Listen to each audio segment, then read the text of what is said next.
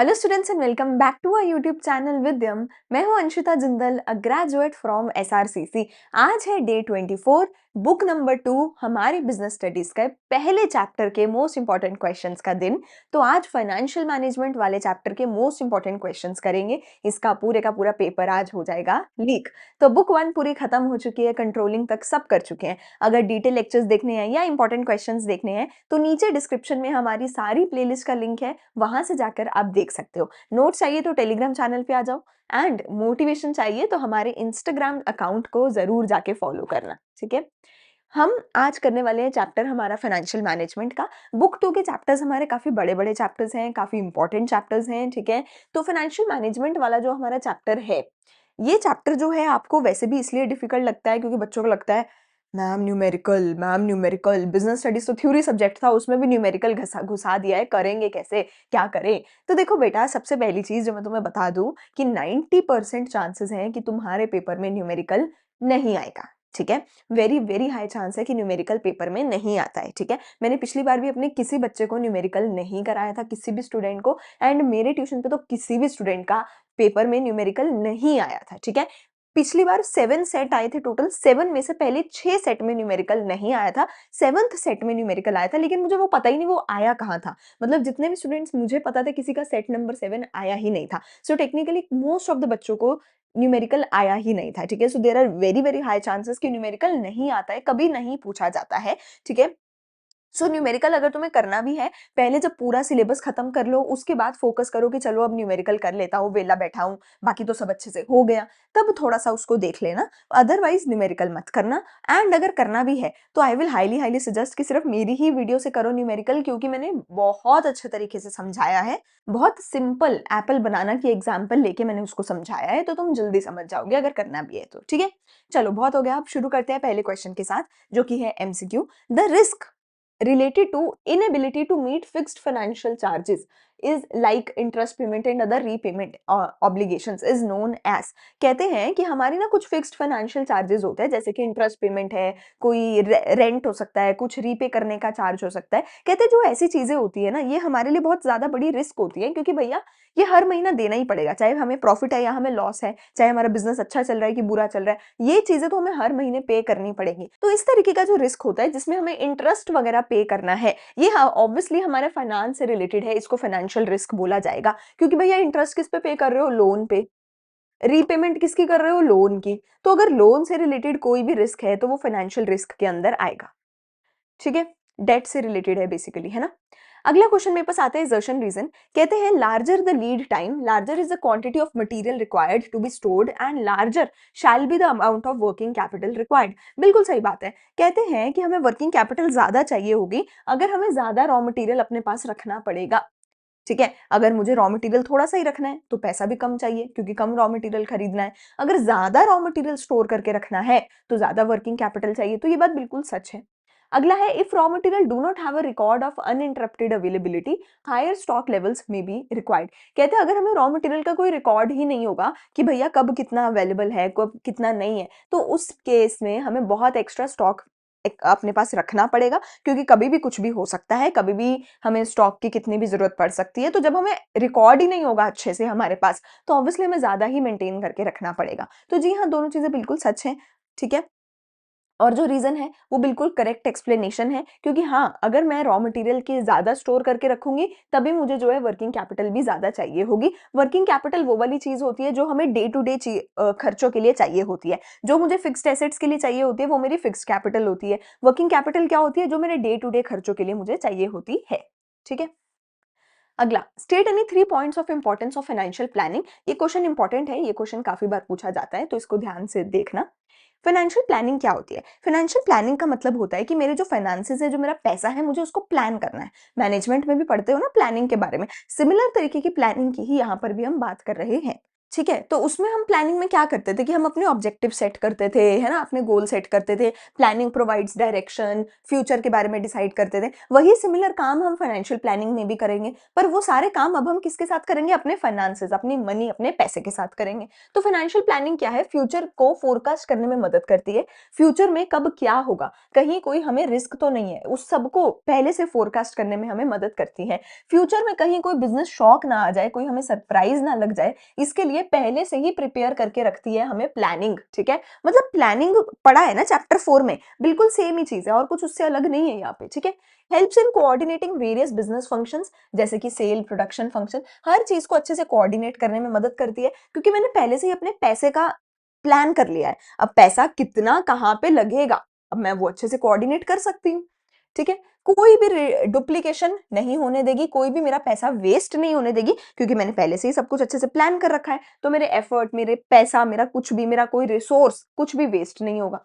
It tries to link the present with future, ठीक है? Present को फ्यूचर से लिंक करता है प्लानिंग, मतलब ये आ रही है सेम टू सेम चीज आपने चैप्टर 4 में पढ़ी है ना?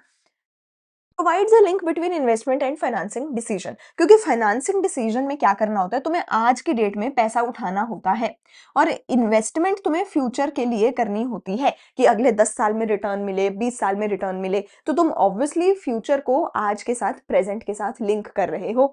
यही तो हमने यहाँ पढ़ा है, सेम ही यहाँ पर है, ठीक है? Makes the evaluation of actual performance easier by spelling out detailed objectives for various business segments. अब एक्चुअल परफॉर्मेंस कब इवैल्यूएट करते हो? एक्चुअल परफॉर्मेंस कब इवैल्यूएट करते हो? कंट्रोलिंग के अंदर। और हमने पढ़ा है ना कि भैया अगर कंट्रोल करना है तो प्लान करना भी जरूरी है। कंट्रोलिंग एंड प्लानिंग जो है वो तो ट्विन्स हैं, ये हमने पढ़ा है ना। तो भैया अगर एक्चुअल परफॉर्मेंस को बाद में जाके एनालाइज करना है तो उसके लिए एडवांस में पहले प्लान तो करके रखो, ठीक है ना?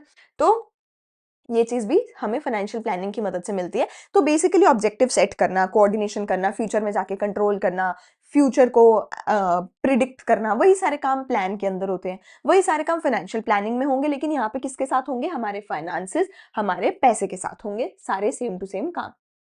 3 factors that affect fixed capital of a company. तो बहुत सारे फैक्टर्स हैं जो हमारे फिक्स कैपिटल को जो है अफेक्ट कर सकते हैं, एक एक करके देखते हैं। फिक्स कैपिटल पहले तो वो वाली कैपिटल होती है जो हमें लॉन्ग टर्म के लिए चाहिए होती है। हमें लॉन्ग टर्म में बिजनेस में कोई भी एसेट खरीदना है, कुछ भी करना है, उसके लिए जो मुझे कैपिटल चाहिए वो फिक्स कैपिटल होती है, ठीक है? पहला है नेचर ऑफ बिजनेस। अगर मेरा बिजनेस सर्विस बिजनेस है, लेट्स से टीचिंग का बिजनेस है, तो टीचिंग में मैं कोई आपको प्रोडक्ट तो बेच नहीं रही, कोई फैक्ट्री तो मुझे लगानी नहीं है, कोई बड़ी बड़ी मशीनें तो मुझे चाहिए नहीं है, तो मेरा फिक्स कैपिटल भी कम ही होगा। क्या चाहिए ज्यादा से ज्यादा? एक क्लासरूम बनाना है, और क्या करना है तुम्हारे लिए? और तो कुछ मुझे नहीं करना, फैक्ट्री में जाके मशीनें तो नहीं लगानी। तो सर्विस बिजनेस में फिक्स कैपिटल कम चाहिए। लेकिन अगर मेरा ट्रेडिंग बिजनेस है जिसमें मुझे कोई सामान बना के बेचना है, तो जितना बड़ा सामान उतनी बड़ी मशीन, उतनी बड़ी फैक्ट्री, ठीक है ना? तो उस केस में मेरा फिक्स कैपिटल ज्यादा लगेगा।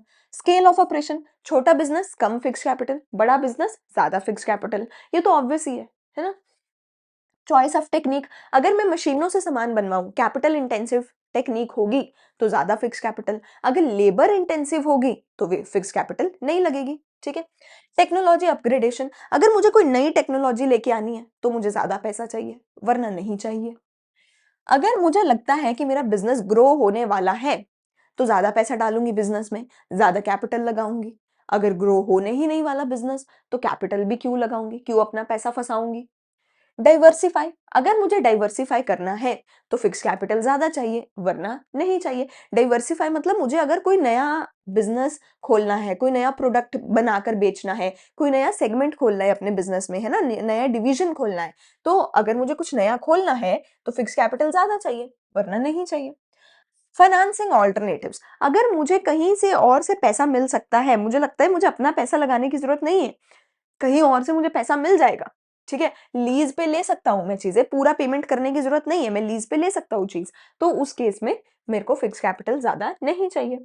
Level of collaboration, level of collaboration मतलब आप अपने कॉम्पिटिटर्स के साथ, सप्लायर्स के साथ, किसी के साथ कोलैबोरेट कर सकते हो। लेट्स से अगर दो इंस्टीट्यूट्स हैं, मतलब कोई सुबह एक सीए का इंस्टीट्यूट है वो सुबह पढ़ाता है, 11th 12th का इंस्टीट्यूट है वो शाम को पढ़ाता है, तो ये दोनों कोलैबोरेट करके एक ही जगह रेंट पे ले सकते हैं। सुबह एक बंदा क्लास ले ले, शाम को दूसरा बंदा क्लास ले ले, तो दोनों का रेंट आधा हो गया, दोनों का खर्चा आधा हो गया। तो अगर तुम कोलैब कर सकते हो तो तुम्हारा खर्चा कम लगेगा, अगर तुम कोलैब नहीं कर सकते तो तुम्हारा खर्चा ज्यादा लगेगा, ठीक है। तो मेरी वीडियो बीच में रुक गई थी, मैंने आगे पूरा क्वेश्चन समझा दिया, ठीक है, जिसकी वजह से सब कुछ तुम्हें लिखा हुआ दिख रहा है, वीडियो बीच में रुक गई थी, विच इज़ वाई वो थोड़ा सा रिकॉर्ड नहीं हुआ, बट मैं तुम्हें लिखा हुआ जो भी है मैं तुम्हें चलो दोबारा समझा देती हूँ एक बार। तो ये जो हमारा क्वेश्चन है, ये क्वेश्चन हमें बोलता है कि right the factors identify the factors affecting the dividend decision, ठीक है। कोई भी 2 फैक्टर हमें आइडेंटिफाई करने हैं जो हमारे डिविडेंड डिसीजन को अफेक्ट करते हैं। तो मैं तुम्हें सबसे पहले समझा रही थी कि भैया हमारे किस-किस तरीके के डिसीजन हो सकते हैं। टोटल 3 तरीके के डिसीजन हमारे होते हैं। सबसे पहला डिसीजन होता है कि पैसा आएगा कहाँ से? हमारा पैसा आएगा कहाँ से? कैसे लिखते हैं? ऐसे लिखते होंगे। हमारा पैसा कहाँ से आएगा? ठीक है? फिर होता है पैसा कहाँ पे जाएगा? पैसा कहाँ पे जाएगा? ठीक है। पैसा कहाँ से आएगा? पैसा या तो तुम अपने शेयर बेच के इकट्ठा करोगे या तो तुम लोन पे लेकर के पैसा इकट्ठा करोगे, ठीक है। अगर तुमने अपने शेयर बेच के पैसा इकट्ठा किया तो तुम्हारे पास शेयर होल्डर बनेंगे जो तुम्हारे प्रॉफिट की हिस्सेदारी लेंगे। अगर तुम लोन पे पैसा ले रहे हो तो लोन के बदले में तुम्हें इंटरेस्ट चुकाना पड़ेगा, ठीक है। अब पैसा ले लिया, चलो चाहे इक्विटी से लिया या डेट से लिया, जो भी पैसा लिया अब तुम उसको कहीं ना कहीं इन्वेस्ट करोगे। कहाँ पे इन्वेस्ट करोगे? लॉन्ग टर्म में करोगे, शॉर्ट टर्म पे करोगे, कौन सी फैक्ट्री मशीन, कहाँ उस पैसे को इन्वेस्ट करोगे जहां से भी सबसे मैक्सिमम रिटर्न आ रहा है या जहां पर भी सबसे कम रिस्क है, ठीक है। बहुत सारे फैक्टर्स के बेस पे तुम डिसाइड करते हो पैसा कहाँ इन्वेस्ट करूं।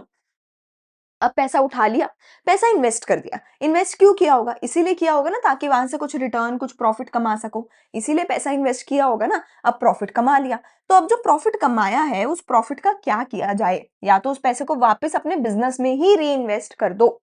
अगर उसको अपने बिजनेस में ही री इन्वेस्ट कर दिया तो क्या होगा? आगे से उधार लेने की जरूरत नहीं पड़ेगी, आगे से अपने शेयर बेचने की जरूरत नहीं पड़ेगी, तुम अपने खुद के पैसे से ही बिजनेस चला सकते हो और प्रॉफिट कमाओ और आगे बढ़ाओ बिजनेस को। या फिर तुम क्या कर सकते हो, वो पैसे को डिविडेंड की फॉर्म में शेयर होल्डर्स के बीच में बांट सकते हो। अगर शेयर होल्डर बोलते हैं नहीं भैया मेरे को अपना घर भी चलाना है, मुझे अपने घर पे लेके जाना है पैसा, बिजनेस के लिए पैसा कहीं और से ले आना, मुझे मेरा पैसा दो, तो तुम डिविडेंड की फॉर्म में शेयर होल्डर को पैसा दे दोगे, ठीक है ना। तो या तो तुम रीइन्वेस्ट कर दोगे या डिविडेंड दे दोगे। डिविडेंड डिसीजन की बात यहाँ पे हो रही है कि कोई 2 फैक्टर हैं जो अफेक्ट करते हैं मेरे डिविडेंड डिसीजन को। तो वो कौन से 2 फैक्टर हैं, ठीक है। तो तुम अगर पूरी केस स्टडी पढ़ो, सबसे पहले I will highly highly suggest कि तुम पूरी केस स्टडी पढ़ो एक बार और अपने आप से फाइंड आउट करो कि क्या 2 फैक्टर्स हैं, ठीक है। अब मैं समझाती हूँ। इसमें सबसे पहली चीज हमें यहाँ पर ये मिलती है कि जो शेयर होल्डर्स हैं उनको एक रेगुलर इनकम चाहिए, ठीक है। और जो कंपनी है वो शेयर होल्डर की प्रेफरेंस को दिमाग में रखती है डिविडेंड डिक्लेयर करते हुए, ठीक है ना। तो सबसे पहला पॉइंट मेरे पास आएगा कि जो कंपनी है keeps in mind the preference of the share holders, ठीक है। दूसरा पॉइंट मेरे पास यहाँ पे आता है कि जो हमारा फाइनेंस मिनिस्टर था उसने बोला कि वहां पर एक अपॉर्चुनिटी है हमारे पास ग्रोथ की, तो उसने बोला कि भैया हमारे पास अच्छी खासी ग्रोथ अपॉर्चुनिटी है, इसलिए हमें जो है अपना पैसा डिविडेंड के फॉर्म में नहीं देना चाहिए। तो हमारे पास यहाँ पे 2 पॉइंट निकल के आए थे, पहला शेयर होल्डर की प्रेफरेंस और दूसरा ग्रोथ की अपॉर्चुनिटी, कि हमें अगर ग्रोथ चाहिए तो हमें डिविडेंड नहीं देना चाहिए, पर अगर शेयर होल्डर की प्रेफरेंस है, अगर शेयर होल्डर मांग रहा है तो हमें उसको डिविडेंड देना चाहिए। ये 2 फैक्टर हमने ढूंढे केस स्टडी में से। लेकिन और क्या क्या फैक्टर्स हैं? पहला है अमाउंट ऑफ अर्निंग। अगर कंपनी की अर्निंग स्टेबल है, सॉरी, अगर कंपनी की अर्निंग बहुत ज्यादा है तो डिविडेंड दे दो, अगर अर्निंग कम है तो डिविडेंड मत दो, ठीक है। स्टेबिलिटी ऑफ अर्निंग, अगर अर्निंग स्टेबल है, ऐसा नहीं कि कभी बहुत ज्यादा है कभी बहुत कम है, ठीक है ना, अगर अर्निंग स्टेबल है तो हर साल डिविडेंड दे दो। अगर ऐसा है कि वैसे तो अर्निंग होती नहीं, एक साल बहुत सारी अर्निंग हो गई, तो ऐसा नहीं है कि उस साल सारे ही उठा के डिविडेंड दे दोगे, है ना, ऐसा नहीं है। स्टेबल अर्निंग है तभी हर साल डिविडेंड दो। फिर है स्टेबिलिटी ऑफ डिविडेंड, ऐसा मत करो कि कभी बहुत ज्यादा दे दिया कभी दिया ही नहीं, फिर बहुत सारा दे दिया फिर दिया ही नहीं, ऐसा मत करो। डिविडेंड स्टेबल रखो, हर साल सिमिलर अमाउंट ऑफ डिविडेंड देना चाहिए, ठीक है। कैश फ्लो पोजीशन, अगर तुम्हें पता है कि पैसा कहीं ना कहीं से आता रहेगा, कैश की फॉर्म में तुम्हारे पास, लिक्विड की फॉर्म में पैसा तुम्हारे पास है, तो डिविडेंड दे दो। अगर लिक्विड पैसा तुम्हारे पास नहीं है तो डिविडेंड मत दो।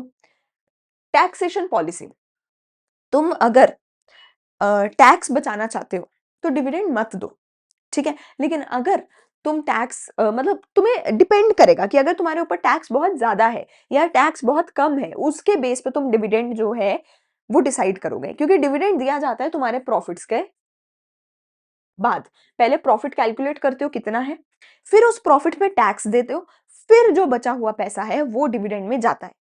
तो डिविडेंड जो है उससे पहले टैक्स देना पड़ता है। तो टैक्स देना चाहते हो कि नहीं देना चाहते हो, ठीक है, उस पे भी डिपेंड करेगा तुम्हारा डिविडेंड। स्टॉक मार्केट में कैसा रिएक्शन होगा, जब भी तुम डिविडेंड देते हो तुम्हारे शेयर का प्राइस ऊपर जाता है, क्योंकि हर कोई तुम्हारा शेयर खरीदना चाहता है ताकि उसे डिविडेंड मिले। तो स्टॉक मार्केट कैसा रिएक्शन तुम कंसीडर कर रहे हो, कैसा रिएक्शन तुम देखना चाहते हो, उसके बेस पे डिविडेंड डिसीजन लो। असेस टू कैपिटल मार्केट, आज तुम्हारे पास पैसा है, तुम इस पैसे को अपने बिजनेस में री इन्वेस्ट कर सकते हो। लेकिन अगर तुमने री इन्वेस्ट नहीं किया और उसमें से तुमने डिविडेंड दे दिया, तो क्या होगा, ये जो आज वाला पैसा था ये तो गया डिविडेंड की फॉर्म में, तो कल को तुम्हें दोबारा पैसा चाहिए होगा। क्या तुम कल को बिजनेस में जब भी दोबारा पैसा चाहिए होगा, क्या तुम कल को शेयर मार्केट में जाके पैसा ले सकते हो या नहीं ले सकते? अगर तुम्हें लगता है हाँ हाँ मुझे पैसा चाहिए, तो मैं शेयर मार्केट से ले सकता हूँ, अपने शेयर बेच के पैसा ले सकता हूँ, तो तुम दे दो डिविडेंड, तो तुम डिविडेंड दे दो। पर अगर तुम्हें लगता है कि भैया नहीं, ये जो मेरा प्रॉफिट है ना, बस यही है पैसा मेरे पास, और पैसा नहीं मिलेगा मुझे मार्केट से, तो तुम डिविडेंड मत दो, अपने पैसे को अपने पास संभाल के रखो। फिर है लीगल कंस्ट्रेंट्स। कई बार जो है कंपनी के ऊपर कुछ लीगल कंस्ट्रेंट्स होते हैं जिसकी वजह से कंपनी डिविडेंड नहीं दे सकती, तो वो भी चेक करो। कई बार कोई कॉन्ट्रैक्ट की वजह से नहीं होता, जैसे अगर तुमने कोई लोन ले रखा है, तो लोन के लिए बैंक क्या बोलेगा, पहले मेरा लोन चुकाओ फिर डिविडेंड देना, ठीक है? तो इन चीजों का भी ख्याल रखना पड़ेगा, ठीक है? तो ये फैक्टर्स हैं डिविडेंड डिसीजन को अफेक्ट करने वाले। अगला, the factor affecting dividend decision जिसकी यहाँ बात हो रही है वो कौन सा है? कंपनी ने डिसाइड किया है कुछ company wants to enter into emerging market, इसके लिए जो कंपनी है उसने डिसाइड किया है कि वो डिविडेंड नहीं देगी, वो बिजनेस में ही पैसा रिटेन करेगी। क्यों? क्योंकि वो इमर्जिंग मार्केट्स में जाना चाहती है। तो बहुत ऑब्वियस सी बात है, कंपनी को ग्रोथ अपॉर्चुनिटीज दिख रही है, जिसकी वजह से वो डिविडेंड नहीं देना चाहती है, ठीक है? अगला, factor which led to increase in the working capital requirements देखते हैं। ये जो कंपनी कोई तो कंपनी है, ठीक है, पर इस साल क्या हुआ, जो कॉस्ट थी वो बहुत ज्यादा ऊपर चली गई एकदम से, ठीक है, कुछ इंग्रेडिएंट्स जो है वो बहुत महंगे हो गए, जिसकी वजह से rising prices of raw material की वजह से लार्ज अमाउंट ऑफ फंड्स की जरूरत थी, जिसकी वजह से उसकी वर्किंग कैपिटल नीड्स बढ़ गई, ठीक है? तो यहाँ पर कौन सा फैक्टर है, यहाँ पर फैक्टर हमें दिख रहा है इन्फ्लेशन। हाँ, यहाँ पर हमें हमारे पास फैक्टर क्या है, इन्फ्लेशन, कि जब भी इन्फ्लेशन आएगा तो तुम्हारे खर्चे बढ़ेंगे, और जैसे ही खर्चे बढ़ेंगे तुम्हारी वर्किंग कैपिटल की जो जरूरतें हैं वो भी बढ़ेंगी, तुम्हें ज्यादा वर्किंग कैपिटल चाहिए होगी, ठीक है? अगला, increase in the profit earned by the share holders due to presence of fixed financial charges like interest is called, इसको हम बोलते हैं बेटा trading on equity. Trading on equity हम इसको बोलते हैं, और यही चीज जो है तुम्हारे न्यूमेरिकल वाला जो पार्ट है उसके अंदर आती है। तो अगर तुम फिक्स्ड फाइनेंशियल चार्जेस हो तुम्हारे पास, जैसे कि इंटरेस्ट, उसकी वजह से जो शेयर होल्डर है उसका प्रॉफिट बढ़ जाता है, इसको ट्रेडिंग ऑन इक्विटी बोला जाता है। इसका क्या मतलब हुआ मैम? देखो बहुत सिंपल बात है, मान लो तुम्हें पैसा चाहिए, इस पैसे को लेने के लिए तुम्हारे पास दो रास्ते हैं, या तो इक्विटी या तो डेट, ठीक है? अगर इक्विटी से लेते हो तो उनको प्रॉफिट का हिस्सा देना पड़ेगा, अगर डेट से लेते हो तो उनको इंटरेस्ट देना पड़ेगा। लेट्स से आज मैं अकेली ही शेयर होल्डर हूं, तो चाहे प्रॉफिट 10,000 का हो, चाहे प्रॉफिट 20,000 का हो, चाहे प्रॉफिट 30,000 का हो, सारे का सारा प्रॉफिट मेरा होगा। अब मुझे पैसा चाहिए था, पैसे के लिए मैंने क्या किया, लोन ले लिया, ठीक है, और लोन के बदले में लेट्स से मुझे प्रॉफिट हुआ था 20,000 का, मैंने लोन लिया था, लोन पे मैंने 5,000 का इंटरेस्ट पे किया, तो मेरा फाइनल प्रॉफिट आया 15,000, जो पूरे का पूरा प्रॉफिट मेरा होगा। लेकिन अगर मैंने लोन की जगह पे इक्विटी से पैसा लिया होता, तो क्या होता, मेरा लेट्स से मैंने कोई एक और बंदा था बी शेयर होल्डर, उसको अपने साथ मिला लिया और उससे पैसा ले लिया इक्विटी शेयर बेच के, तो क्या होगा, मेरा 20,000 का प्रॉफिट होगा, 5,000 इंटरेस्ट नहीं पे करूंगी तो मेरा फाइनल प्रॉफिट 20,000 का ही होगा, लेकिन उसमें से 10,000 मेरा होगा, 10,000 इसका होगा। तो लोन लेने की वजह से क्या हो रहा था, मैंने इंटरेस्ट पे किया, पर जितना भी प्रॉफिट आया फिर भी वो सारे का सारा मेरा था। लेकिन अगर इक्विटी शेयर बेचा तो प्रॉफिट ज्यादा हुआ क्योंकि इंटरेस्ट नहीं पे किया, पर वो प्रॉफिट दो टुकड़ों में बट गया क्योंकि मैंने शेयर होल्डर से पैसा लिया। तो इसलिए मेरा फाइनल प्रॉफिट अब कम है, अब 10,000 है, पहले 15,000 था। ठीक है, तो अगर मैं लोन लेती हूं तो इंटरेस्ट पेमेंट की वजह से क्या होगा, profit earned by share holder जो है वो बढ़ जाएगा, मेरा प्रॉफिट जो है वो बढ़ गया। क्यों? क्योंकि मेरे साथ कोई दूसरा शेयर होल्डर नहीं था जिसके साथ मुझे प्रॉफिट बांटना था, वो नहीं था। तो इसी चीज को हमने इक्विटी, ट्रेडिंग ऑन इक्विटी बोला कि अगर मैं डेट लेती हूं तो मेरा प्रॉफिट कम हो जाएगा क्योंकि मुझे इंटरेस्ट पे करना होगा, लेकिन पर शेयर होल्डर अगर मैं देखूं तो पर शेयर होल्डर प्रॉफिट ज्यादा होगा क्योंकि नंबर ऑफ शेयर होल्डर्स कम होंगे। ठीक है, अगला क्वेश्चन। पहला स्टेटमेंट बोलता है cost of debt is more than the cost of equity, दूसरा बोलता है lenders risk is lower than the equity share holders risk. ठीक है, तो कॉस्ट ऑफ डेट ज्यादा होती है कॉस्ट ऑफ इक्विटी से, तो ये बात गलत है। कॉस्ट ऑफ डेट कम होती है, कॉस्ट ऑफ इक्विटी ज्यादा होती है। यार लोन लेने का खर्चा तो थोड़ा सा ही है, लोन की प्रोसेसिंग फीस तो थोड़ी सी होती है, पर अगर तुम्हें आईपीओ निकाल के शेयर मार्केट से पैसा लेना है तो उसका खर्चा बहुत ज्यादा होता है। तो पहली चीज फॉल्स है। दूसरी चीज ट्रू है, लेंडर का तो रिस्क कुछ है ही नहीं ना, क्योंकि उसको तो फिक्स्ड इंटरेस्ट मिलेगा और उसको कुछ टाइम के बाद पैसा रीपे होके मिल जाएगा। पर जो शेयर होल्डर है उसको ना तो इंटरेस्ट मिलेगा ना ही पैसा वापस मिलेगा, तो उसका रिस्क ज्यादा होगा। तो पहली स्टेटमेंट फॉल्स है, दूसरी ट्रू है। अगला, to ensure enough funds are available at the right time to honour the commitments and to carry out the plans, which of the following, किस कॉन्सेप्ट की बात यहाँ पे हो रही है? यहाँ पे फाइनेंशियल प्लानिंग की बात हो रही है कि सही टाइम पे सही अमाउंट ऑफ फंड मेरे पास प्रेजेंट होना चाहिए, मुझे कभी भी कम या ज्यादा नहीं होना चाहिए पैसा, तो मैं ऑब्वियसली अपने फाइनेंस को सही तरीके से एडवांस में प्लान करके रख रही हूँ।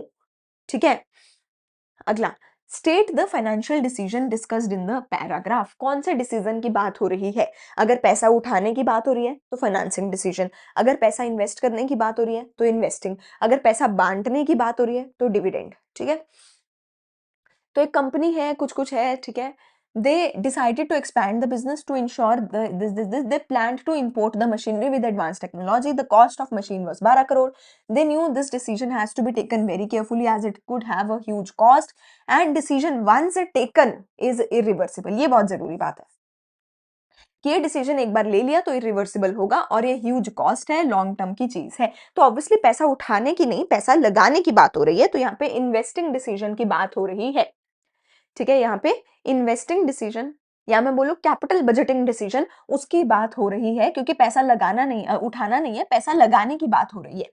और इन्वेस्टिंग डिसीजन में ही लिखा जाता है कि decision once taken is irreversible, क्योंकि ये लॉन्ग टर्म के लिए होता है, 10 साल 20 साल के लिए होता है, करोड़ों रुपए का होता है। ठीक है, तो इरिवर्सिबल हो जाएगा, इसलिए जब पहली बार ले रहे हो डिसीजन सोच सोच समझ के लो। इसके जो फैक्टर्स अफेक्टिंग है वो वही सेम होते हैं जो फिक्स्ड कैपिटल के होते हैं, ऊपर फिक्स कैपिटल के हमने पढ़े हैं ना, वही सेम होते हैं जो फिक्स कैपिटल के होते हैं। ठीक है, तो 5-7 तो हमने वहां पढ़ लिए थे, 3-4 और देख लो। सबसे पहला आता है cash flow of the project. Cash flow of the project का मतलब है कि पैसा आ जाएगा, लेकिन कब आएगा? जैसे फॉर एग्जाम्पल एक होता है कि तुम जब भी चॉकलेट खरीदोगे हर बार पैसा दोगे, ठीक है, लेकिन फॉर एग्जाम्पल टीचिंग बिजनेस में क्या होता है, साल के शुरुआत में तुम कोर्स खरीदोगे, एक ही बार पैसा दोगे, साल भर कोर्स पढ़ोगे पर साल भर पैसा नहीं दोगे, पैसा एक ही बार दोगे, पैसा दिया, मैं नहीं बोल रही पैसा नहीं दिया, पर वो पैसा साल में एक ही बार आएगा, सारा साल नहीं आएगा। कुछ बिजनेस ऐसे होते हैं कि एक बार पैसा आया पूरा साल नहीं आया, कुछ बिजनेस ऐसे होते हैं कि पूरा साल थोड़ा थोड़ा थोड़ा थोड़ा पैसा आता रहेगा। तो तुम्हारा कैश फ्लो कैसा है, क्या रेगुलर है या इरेगुलर है, उस पर डिपेंड करेगा कि तुम्हें इन्वेस्ट करना है कि नहीं। रेट ऑफ रिटर्न, अगर रेट ऑफ रिटर्न ज्यादा है तो इन्वेस्ट करो वरना मत करो। इन्वेस्टमेंट क्राइटेरिया इन्वॉल्व, बहुत सारे अलग अलग क्राइटेरिया हो सकते हैं जिसके बेस पे तुम इन्वेस्टमेंट कर रहे हो, तो तुम्हारे लिए कौन सा क्राइटेरिया मायने रखता है और वो कितना इसमें सही है या गलत है वो डिपेंड, उस पर डिपेंड करेगा। फिर होता है रिस्क इन्वॉल्व, प्रोजेक्ट ज्यादा रिस्की है तो मत लो, कम रिस्की है तो कर लो। ठीक है, चलो अगला क्वेश्चन आता है, identify the company's decision to lease trucks will affect, how the company's decision to lease the trucks will affect the capital requirements. तो देखते हैं कहते हैं टाइल मैन्युफैक्चरिंग कंपनी है, उसने अपने ट्रक नहीं लिए, उसने डिसाइड किया कि कंपनी जो है ट्रक्स को लीज पे लेगी। अगर तुम अपने ट्रक्स लेते तो तुम्हें फिक्स कैपिटल ज्यादा लगती, पर अगर तुमने लीज पे लिया है तो तुम्हारी फिक्स कैपिटल कम लगेगी, तुम्हें कम पैसा देना पड़ेगा फिक्स कैपिटल के अंदर। ठीक है, अब तुमने ट्रक लिया है भैया तो वो फिक्स कैपिटल है, वर्किंग कैपिटल नहीं है। ठीक है ना, वर्किंग कैपिटल होती है रॉ मटेरियल, रेंट, बिजली पानी का खर्चा या ट्रक को चलाने का पेट्रोल का खर्चा, वो वर्किंग कैपिटल है। पर ट्रक खरीदना ना खरीदना वो फिक्स कैपिटल की बात है। ठीक है, क्योंकि वो एसेट है ना, लॉन्ग टर्म एसेट है। ठीक है, अगला, identify the decision which the finance manager would like to evaluate, और दो फैक्टर बताओ कौन सा डिसीजन है। सबसे पहले ये देखो, एक प्रोडक्शन मैनेजर है, उसने सोचा कि वो रिप्लेस करेगा एग्जिस्टिंग मशीनरी को न्यू हाईटेक मशीनरी के साथ। अच्छा, the finance manager said that this decision has to be evaluated as it involves huge amount and it is irreversible. अब मैंने पहले भी बोला, अगर ह्यूज अमाउंट है, इरिवर्सिबल है, तो वो पक्का इन्वेस्टिंग डिसीजन है। और इन्वेस्टिंग डिसीजन में भी यहाँ पर हम क्या बात कर रहे हैं, टेक्नोलॉजी अपग्रेडेशन की बात कर रहे हैं, है ना। तो यहाँ पर इन्वेस्टमेंट डिसीजन इन्वॉल्व है, एंड अगेन सेम ही क्राइटेरिया है, cash flow, rate of return and investment criteria involved. ठीक है, explain 2 points giving reason why Sahil felt that investment in the money market is better. Sahil को क्यों लगा कि investment in the money market is better? The finance manager were discussing about avenues of investing the funds of the company. It was of the opinion that money should be invested in capital market. लेकिन दूसरे ने बोला money should be invested in money market.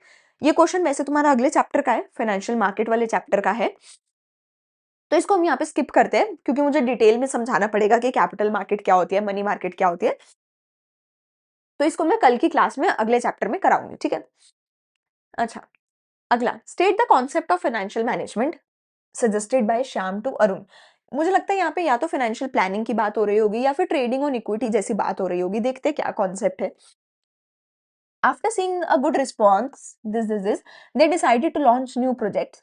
ये जो decision था, it would require additional investment, investing decision की बात हो रही है मुझे लग रहा है। फिर देखते हैं, he advised Arun that instead of raising the entire amount through equity, it would be better to raise funds with a mix of equity and debt. अच्छा, कहते हैं कि इक्विटी और डेट का मिक्सचर ले लो, जरूरी नहीं है कि पूरा पैसा इक्विटी से ही उठाओ, क्योंकि कंपनी को प्रॉफिट हो रहा था, तो जो कंपनी है वो ट्रेडिंग ऑन इक्विटी कर सकती है to maximise the earning per share. हाँ, तो यहाँ पे ट्रेडिंग ऑन इक्विटी की बात आ गई। ठीक है, फाइनेंशियल लेवरेज की यहाँ पे प्रोबेबली बात हो रही होगी। कैपिटल स्ट्रक्चर, हाँ मतलब ऑलमोस्ट सेम ही बात हो गई। यहाँ पे कैपिटल स्ट्रक्चर बनाने की बात हो रही है, ट्रेडिंग ऑन इक्विटी की बात हो रही है, फाइनेंशियल लेवरेज की बात हो रही है, इनमें से कोई भी चीज तुम लिख के आ सकते हो। तो कैपिटल स्ट्रक्चर का मतलब होता है कि तुमने टोटल जितना भी पैसा अपने बिजनेस में लगाया, उसमें से कितना पैसा इक्विटी शेयर होल्डर का था और कितना पैसा तुमने उधार पे लिया था। तो ये बंदा यही बोल रहा है कि सारा पैसा अपनी जेब से मत लगा, कुछ पैसा उधार पे ले ले और कुछ पैसा इक्विटी से ले ले। ठीक है, अगला मेरे पास आता है 3 factors discussed bye Shyam. Shyam ने क्या क्या फैक्टर बताए। सबसे पहले तो बताया रिटर्न ऑन इन्वेस्टमेंट, कि भैया तुझे इस तरीके से रिटर्न ऑन इन्वेस्टमेंट ज्यादा अच्छा मिलेगा, इस तरीके से अर्निंग पर शेयर तेरी ज्यादा होगी। वही ट्रेडिंग ऑन इक्विटी वाली जो बात मैंने समझाई कि अगर तू इंटरेस्ट भरेगा तो भी सारा प्रॉफिट तो तेरा ही होगा, तुझे प्रॉफिट तो नहीं बांटना पड़ेगा, तो तेरी अर्निंग पर शेयर ज्यादा होगी। कॉस्ट ऑफ डेट, कहता है कि अगर तू लोन लेता है तो तेरी कॉस्ट जो है वो कम होगी, क्योंकि कॉस्ट ऑफ इक्विटी, इक्विटी पे पैसा लेने की कॉस्ट ज्यादा होती है, आईपीओ निकालने का खर्चा ज्यादा होता है, लोन की प्रोसेसिंग फीस बहुत कम होती है। ठीक है, कंट्रोल, तेरे पास सारे का सारा कंट्रोल रहेगा, तुझे कंट्रोल किसी के साथ बांटने की जरूरत नहीं है, बिकॉज शेयर होल्डर तो ओनर बन जाएगा ना कंपनी का, तो तुझे बांटना नहीं पड़ेगा कंट्रोल, अगर तू उधार ले लेगा तो। Flotation cost, public issue of share and debentures में फ्लोटेशन कॉस्ट ज्यादा लगती है, पर लोन पे कॉस्ट जो है कम लगती है। ठीक है, अगला question, the above statement highlights which of the following factors are affecting dividend decision. If the shareholder in general desire, preference of shareholder की बात हो रही होगी, that at least a certain amount is paid as a dividend, the company should declare the same. तो यहाँ पे share holder की preference की बात हो रही है, ऑब्वियसली इसकी बात हम ऑलरेडी पहले भी कर चुके हैं। अगला, from the following identify the concept about which CEO ने बात करी है। किस कॉन्सेप्ट की बात करी है? Capital budgeting, trading on equity, financial planning, wealth maximisation. Wealth maximisation का मतलब क्या होता है कि जो शेयर होल्डर है, जो शेयर होल्डर है उसका पैसा सबसे ज्यादा मैक्सिमाइज करो, शेयर होल्डर का प्रॉफिट मैक्सिमाइज कराओ। फाइनेंशियल प्लानिंग तो हमने पढ़ लिया कि एडवांस में ही प्लान करके रख लो कि फ्यूचर में कब कितना पैसा चाहिए, और जब पैसा चाहिए तो पैसे की कमी ना हो। ठीक है। ट्रेडिंग ऑन इक्विटी पढ़ लिया कि डेट ज्यादा लेने की वजह से जो शेयर होल्डर है उनका प्रॉफिट ज्यादा होता है, क्योंकि शेयर होल्डर कम होंगे, प्रॉफिट कम लोगों में बटेगा। कैपिटल बजटिंग किसको बोलते हैं? जो इन्वेस्टिंग डिसीजन होता है उसी को कैपिटल बजटिंग डिसीजन भी बोलते हैं। ठीक है। तो पायल ने स्टार्ट किया है मैन्युफैक्चरिंग सोलर प्लांट, जिसका एक सिग्निफिकेंट अमाउंट लगेगा मशीनरी के अंदर। सीईओ ने बोला है कि फाइनेंस मैनेजर को कि तुम फोरकास्ट करो। अब फोरकास्ट कर रहे हो मतलब कि वो फाइनेंशियल प्लानिंग की बात कर रहे हैं, है ना। फोरकास्ट वर्ड से ही समझ आ जाता है। मतलब देखो अगेन, अगर तुमने देखा हो मेरी अप्रोच को, तो मेरी अप्रोच बहुत ज्यादा कीवर्ड स्पेसिफिक रहती है कि मेरे दिमाग में एक कीवर्ड कोई ना कोई होता है कि फाइनेंशियल प्लानिंग जो है मतलब फोरकास्ट कर रहे हो तुम, एडवांस में ही सोच रहे हो फ्यूचर के बारे में, है ना। इसलिए मैंने तुम्हें पहले से समझाया भी, ठीक है, कि तुम्हारे को जैसे ही ऐसा कोई कीवर्ड दिखे साथ के साथ निशाना मार दो कि भैया फोरकास्ट मतलब प्लानिंग। ठीक है। फोरकास्ट करना है कुछ कुछ कुछ, ठीक है, कि सही टाइम पे सही अमाउंट ऑफ फंड्स जो है अवेलेबल हो। ठीक है। तो ऑब्वियसली वो फाइनेंशियल प्लानिंग की बात कर रहा है। आगे चले। Factors affecting the fixed capital requirement हमने कर लिया, ये सारे फैक्टर्स हमने कर लिए। फाइनेंसिंग डिसीजन के फैक्टर्स भी शायद हमने कर लिए थे, बट चलो ये देख लेते हैं एक बार। फिक्स कैपिटल के हमने ऑलरेडी कर लिए है। ठीक है। Factors affecting financing decision. Financing decision क्या होता है कि तुम पैसा इक्विटी से लोगे या डेट से लोगे। ठीक है। किससे पैसा लेना चाहते हो। अगर तुम इक्विटी से लेते हो या डेट से लेते हो उसमें डिफरेंस क्या होगा? Fixed operating cost.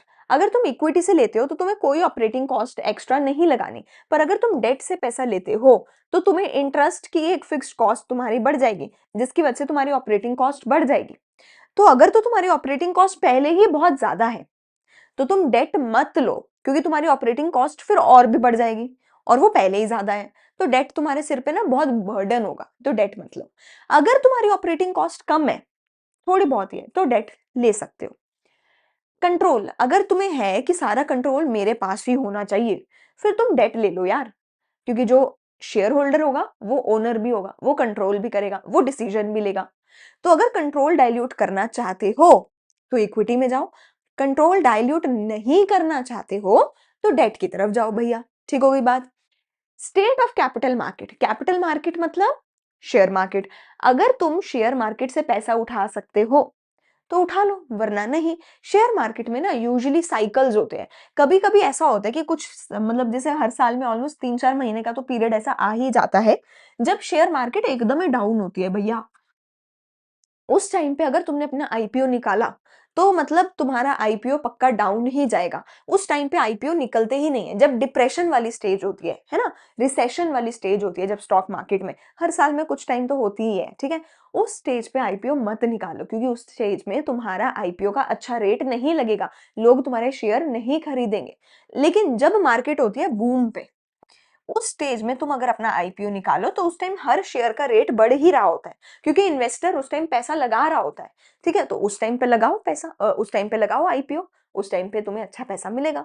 सो अगर बूम पे चल रहा है तो शेयर मार्केट में चले जाओ, अगर डिप्रेशन में चल रहा है, रिसेशन चल रहा है, तो डेट ले सकते हो। ठीक है। अगला question, state whether the total working capital will be high और लो। देखते हैं। गारमेंट कंपनी है, गारमेंट कंपनी का वैसे थोड़ा हाई होना चाहिए, चलो देखते हैं। क्योंकि बेटा प्रोडक्ट कंपनी है ना, तो उसको प्रोडक्ट बनाने पड़ेंगे, है ना, तो उसका फिक्स कैपिटल थोड़ा हाई होना चाहिए। सॉरी, वर्किंग कैपिटल पूछा है ना। अच्छा, वर्किंग कैपिटल देखते हैं चलो। तो ये क्योंकि बहुत इंटेंस कंपटीशन फेस कर रही है, तो अगर इंटेंस कंपटीशन है तो इसका मतलब पक्का वर्किंग कैपिटल ज्यादा होगी। ठीक है, बताती हूँ। It has to hold large stock of jacket to meet urgent orders from the customer. To further attract and retain customer, उनको क्रेडिट टर्म्स भी लिबरल देने पड़ते हैं। ठीक है। 3 फैक्टर्स भी हमें बताने हैं। ठीक है, जो ऊपर जिसकी बात हुई है वो भी हम बताते हैं, और कम होगी या ज्यादा होगी ये भी हमें बताना है। तो सबसे पहली चीज तो जो इनकी वर्किंग कैपिटल रिक्वायरमेंट है वो बहुत ज्यादा होगी। 3 फैक्टर क्या है? कंपटीशन, ज्यादा स्टॉक एंड क्रेडिट टर्म्स। ये 3 फैक्टर हमारे पास यहाँ पर हैं। ठीक है। प्रोडक्शन साइकिल की बात तो नहीं हो रही है I guess. Maybe production cycle भी हो सकता है, क्योंकि चलो हमें केस स्टडी यहाँ पूरी नहीं दे रखी है, बट मैं तुम्हें एक बार समझाती हूँ अच्छे से। सबसे पहली चीज हमें इन्होंने बोला है कि वर्किंग कैपिटल कम चाहिए या ज्यादा। वर्किंग कैपिटल का मतलब होता है तुम्हारे रोजमर्रा के खर्चे। तो अगर रोजमर्रा के खर्चे कम है, वर्किंग कैपिटल कम है। रोजमर्रा के खर्चे ज्यादा है तो वर्किंग कैपिटल ज्यादा है। ठीक है। अब अगर तुम ऑलरेडी बहुत ज्यादा हाई लेवल ऑफ कॉम्पिटिशन में हो, इसका मतलब है तुम्हें हर वक्त तैयार रहना पड़ेगा अपने पैसे के साथ। तुम्हें हर वक्त तुम्हारी जेब में पैसा पड़े होना चाहिए। कभी भी अगर कंपटीशन ने कोई भी मूव करा, तुम्हें साथ के साथ अपना पैसा डाल के कंपटीशन की उस मूव को मैच करना पड़ेगा। ठीक है। तो अगर हाई लेवल ऑफ कंपटीशन है तो तुम्हें ऑटोमेटिकली वर्किंग कैपिटल ज्यादा चाहिए। You have to always be ready. तुम्हारे पास टाइम नहीं होगा, क्योंकि किसी ने अगर पहले कोई मूव ले लिया और फिर वो सारे कस्टमर लेके चला गया तो तुम्हारा धंधा बंद हो सकता है। तो you have to be always ready. तो अगर कंपटीशन ज्यादा है, वर्किंग कैपिटल ज्यादा है। दूसरा था कि तुम्हें रॉ मटेरियल ज्यादा रखना पड़ेगा, तो वर्किंग कैपिटल ज्यादा रखना पड़ेगा। इसकी बात तो हमने करी ही थी। तीसरा है क्रेडिट अलाउड। अगर तुम अपने कस्टमर्स को 2-2 3-3 महीने का उधार दे रहे हो, तो 2 महीना 3 महीना तुम्हारा पैसा तो फंस गया ना। तुम्हारे पास तो नहीं आ रहा ना पैसा। आएगा जब आएगा, लेकिन तब आएगा, जब तक नहीं आ रहा तब तक तो पैसा नहीं है तुम्हारे पास। तो क्रेडिट के बेसिस पर यहां पर बोला है कि तुम्हें क्रेडिट ज्यादा देना पड़ेगा, तो वर्किंग कैपिटल ज्यादा चाहिए। अगला है प्रोडक्शन साइकिल। प्रोडक्शन साइकिल का मतलब होता है रॉ मटेरियल खरीदने से लेकर फिनिश्ड गुड बाजार में बेच के आने तक, इस बीच में कितना टाइम पीरियड है। क्योंकि यहां पर तुम अपना पैसा इन्वेस्ट करोगे और यहां पे तुम्हें तुम्हारा पैसा वापस मिलेगा। तो लेट्स से तुमने 10,000 इन्वेस्ट किया और तुम्हें वापस मिलेगा 20,000 रुपए। लेकिन इसके बीच में कितना गैप है, कितने टाइम पहले 10,000 चाहिए और कितने टाइम तक तुम्हें कोई पैसा नहीं मिलेगा। अगर इस बीच में ज्यादा टाइम पीरियड है तो तुम्हें ज्यादा देर तक वर्किंग कैपिटल चाहिए होगा, और ज्यादा वर्किंग कैपिटल चाहिए होगा अपने रोजमर्रा के खर्चों के लिए। अगर इसके बीच में कम टाइम पीरियड है तो वर्किंग कैपिटल कम चाहिए होगा। ठीक है। इस केस में आई थिंक लॉन्गर होगा, लॉन्गर टाइम गैप होगा between the receipt and the conversion. ठीक है। तो इसलिए इनको वर्किंग कैपिटल यहां पर भी ज्यादा चाहिए होगा। तो ओवरऑल तीनों ही सिचुएशन में हमारी कंपनी को वर्किंग कैपिटल ज्यादा चाहिए होगा। ठीक है। अगला question, the increase in the profit earned by the equity share holders due to the presence of fixed financial charge, इसको हम ट्रेडिंग ऑन इक्विटी बोलते हैं। इसकी बात तो हमने करी ली है। ठीक है। फैक्टर्स अफेक्टिंग वर्किंग कैपिटल की बात हमने कर ली है, तो इसको अब मैं दोबारा से नहीं करूंगी। मुझे लगता है अब मेरा मेजर मेजर एक ही क्वेश्चन बचा है। फिक्स कैपिटल की भी हमने बात कर ली है। मेजर मेजर मेरा एक क्वेश्चन बचा है, एक नीचे मेरे पास छोटा सा न्यूमेरिकल था, मैं वो करा देती हूँ तुम्हें, और उसके बाद हम वीडियो को करेंगे एंड, क्योंकि ऑलरेडी बहुत लंबी हो चुकी है वीडियो। जो भी एक्स्ट्रा थोड़ी बहुत केस स्टडीज है तो वो मैं तुम्हें पीडीएफ पूरे का पूरा दे दूंगी, टेलीग्राम पे तुम्हें पूरा पीडीएफ मिल जाएगा, वहां से जाकर तुम वो देख सकते हो। बिकॉज मेजरली हर टाइप हो गया हमारा, है ना। फाइनेंसिंग डिसीजन हो गया, इन्वेस्टिंग डिसीजन हो गया, डिविडेंड डिसीजन हो गया, फिक्स कैपिटल हो गया, वर्किंग कैपिटल हो गया, सब कुछ हो गया। ठीक है ना। सो अब तुम्हें रिपीट ही होंगे क्वेश्चन। ठीक है। तो अब बात करते हैं बस बेसिकली हमारा जो है अर्निंग पर शेयर वाली चीज का। तो देखो बेटा, ट्रेडिंग ऑन इक्विटी जो है, मैंने इसका मतलब तो तुम्हें समझाया ही था कि अगर तुम उधार लेते हो तो तुम्हें इंटरेस्ट पे करना पड़ेगा। पर इंटरेस्ट पेमेंट की वजह से तुम्हारा प्रॉफिट तो नीचे जाएगा, जाएगा, लेकिन कद्दू कटेगा सब में बटेगा। तो अगर खाने वाले ज्यादा हैं तो सबको कम मिलेगा। अगर खाने वाले दो ही लोग हैं तो उनको ज्यादा मिलेगा। ठीक है ना। तो अगर तुम इक्विटी की तरफ जाते हो बेटा, तो बहुत सारे लोगों के बीच में कद्दू कट के बटेगा। लेकिन अगर डेट की तरफ जाते हो तो चाहे कद्दू छोटा ही हो, पर बटेगा तो कम लोगों में। ठीक है ना। इसीलिए इसीलिए डेट होने की वजह से जो शेयर होल्डर है, I am not saying profit, profit तो कम होगा, पर जो शेयर होल्डर है पर पर्सन प्रॉफिट ज्यादा होगा।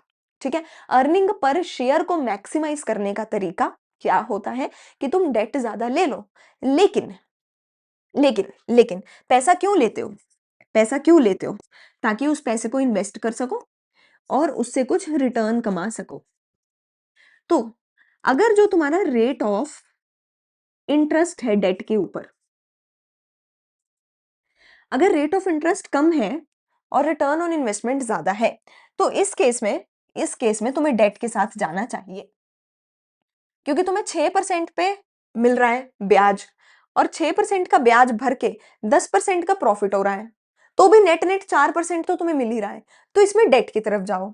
अगर ये उल्टा है कि rate of interest on debt ये ज्यादा है और रिटर्न ऑन इन्वेस्टमेंट ये कम है, ठीक है ना, इंटरेस्ट ज्यादा है रिटर्न कम है। अगर ऐसा सिचुएशन है तो इस केस में तुम इक्विटी की तरफ जाओ।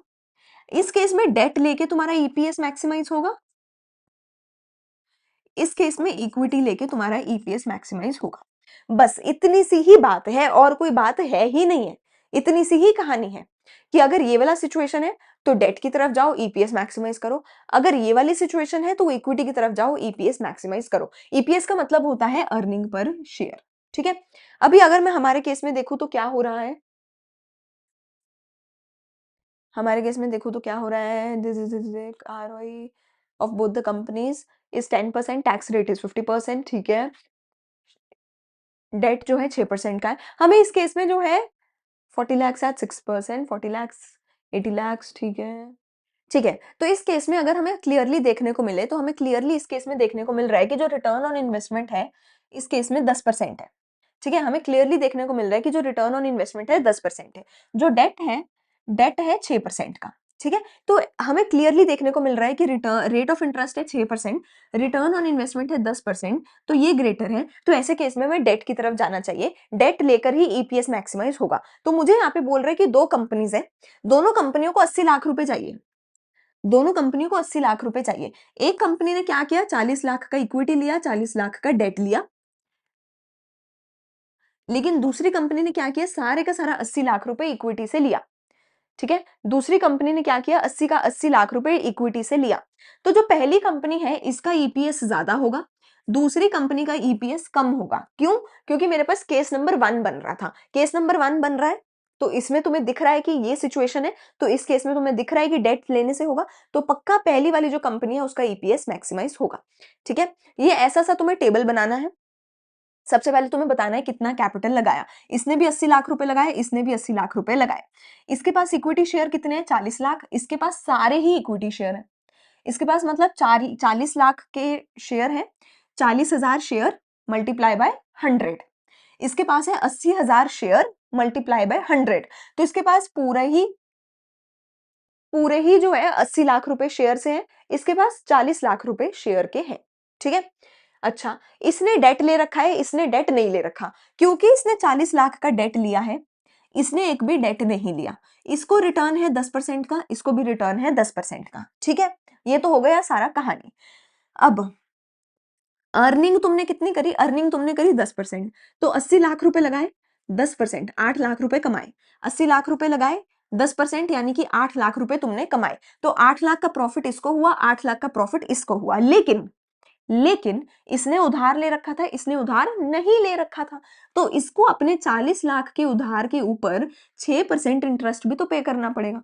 40 लाख बटा 6%, इसको 2,40,000 रुपए का ब्याज देना पड़ेगा। लेकिन इसने तो उधार नहीं लिया, तो इसको ब्याज नहीं देना पड़ेगा, इसने कोई इंटरेस्ट पे नहीं किया। तो फाइनल प्रॉफिट इंटरेस्ट माइनस करने के बाद इसका कितना आया, 8 लाख माइनस 2,40, 5,60,000 का प्रॉफिट आया। इसका वही 8 का 8 ही है प्रॉफिट, क्योंकि उधार तो लिया नहीं। लेकिन भैया, लेकिन जो भी तुम्हारा प्रॉफिट आया, 5,60,000 आया या फिर 8 लाख आया, जो भी प्रॉफिट आया वो एक बंदे का नहीं है, वो प्रॉफिट सारे शेयर होल्डर्स के बीच में बटेगा। ठीक है। इसके पास कितने शेयर है, अच्छा सॉरी, टैक्स माइनस करना रह गया, टैक्स माइनस कर दो। अच्छा, एक और बहुत अच्छी चीज होती है डेट लेने की वजह से, क्योंकि अगर तुम डेट लेते हो, अगर तुम डेट लेते हो तो क्या होता है, जो भी तुम्हारा प्रॉफिट है उसमें से इंटरेस्ट माइनस हो जाता है, जिसकी वजह से तुम्हारा प्रॉफिट कम हो जाता है। टैक्स किस पे लगता है, प्रॉफिट पे लगता है। अरे भैया, अगर तुमने उधार दे लिया तो तुम्हारा प्रॉफिट ही कम आया, अगर प्रॉफिट कम आया तो टैक्स भी तो कम ही प्रॉफिट पे लगेगा।